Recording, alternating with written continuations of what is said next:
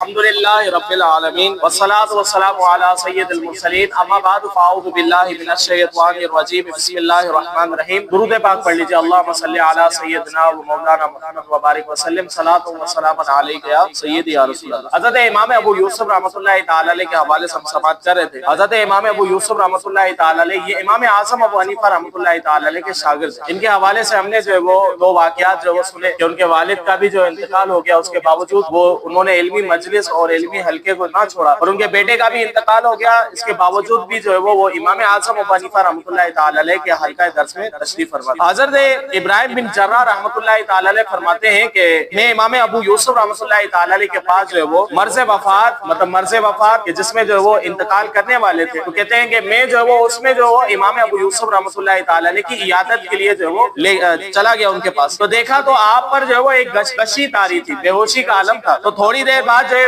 امام ابو یوسف رحمۃ اللہ تعالی علیہ نے آنکھیں کھولی، اور آنکھیں کھولنے کے بعد جو ہے وہ میری طرف دیکھا۔ حضرت ابراہیم بن جرہ رحمۃ اللہ تعالی علیہ فرماتے ہیں کہ جیسے ہی میری طرف دیکھا تو امام ابو یوسف رحمۃ اللہ تعالی علیہ نے سوال کیا۔ سوال یہ تھا کہ امام ابو یوسف فرماتے ہیں کہ سوال یہ تھا مجھے یہ بتایا جائے کہ جو رمی ہوتی ہے یہ پیدل کرنا افضل ہے یا سواری پر جو ہے وہ افضل ہے؟ حضرت ابراہیم بن جرہ رحمۃ اللہ تعالی علیہ نے فرمایا کہ پیدل کرنا افضل ہے۔ امام ابو یوسف رحمۃ اللہ تعالی علیہ نے فرمایا کہ آپ کا جواب جو درست نہیں۔ تو حضرت ابراہیم بن جرہ نے فوراً کہا کہ سواری پر افضل ہے، تو اس پر بھی جو ہے امام ابو یوسف رحمۃ اللہ تعالی علیہ نے فرمایا کہ اب بھی درست نہیں ہے۔ تو حضرت ابراہیم بن جرہ رحمۃ اللہ تعالی علیہ نے عرض کی حضور آپ بھی بتا دیجئے۔ امام ابو یوسف رحمۃ اللہ تعالی علیہ نے فرمایا کہ جس رمی کے بعد ایک اور رمی ہو تو اس کو جو ہے وہ پیدل کرنا افضل ہے، اور جس رمی کے بعد کوئی رمی نہ ہو اس کو سوار ہو کر جو ہے وہ رمی کرنا جو ہے وہ یہ افضل ہے۔ حضرت ابراہیم بن جرہ رحمۃ اللہ تعالی علیہ فرماتے ہیں کہ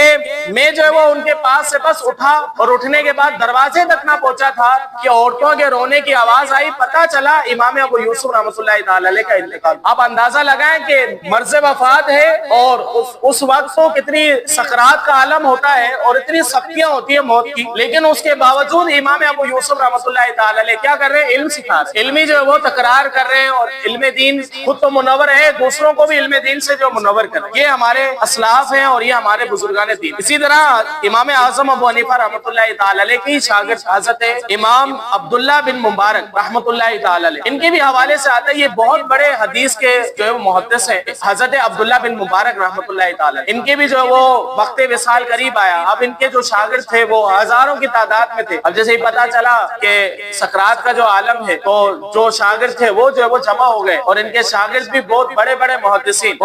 محدثین تھے، تو سارے جب جمع ہو گئے حضرت عبداللہ بن مبارک رحمۃ اللہ تعالی علیہ نے جو ہے وہ اپنے ہونٹ ہلائے، تو لوگوں نے کہا کوئی وصیت کرنے والے؟ حضرت عبداللہ بن مبارک فرماتے ہیں کہ اپنے شاگردوں سے کہا کہ مجھے کوئی ایک ایسی حدیث سناؤ جو میرے کانوں نے نہ سنی، تاکہ ایسا نہ ہو میں دنیا سے چلا جاؤں اور وہ حدیث ہی میں نے نہ سنی۔ اس قدر جو ہے وہ علم دین سے محبت، اور ہمارے بزرگان دین نے اس قدر جو ہے وہ محنتیں کی اور مشقتیں کی، اور یقیناً اگر اس عمل سے کوئی اور عمل جو ہے وہ افضل ہوتا، علم دین سے جو علم دین ہے اس سے اگر کوئی عمل افضل ہوتا تو یقیناً وہ بزرگ جو وہی عمل کرتے، لیکن یقین جانے علم دین ہی ایسا افضل ترین عمل ہے کہ جس کا ثواب جو بہت زیادہ ہے۔ ہمیں چاہیے ہم علم دین کی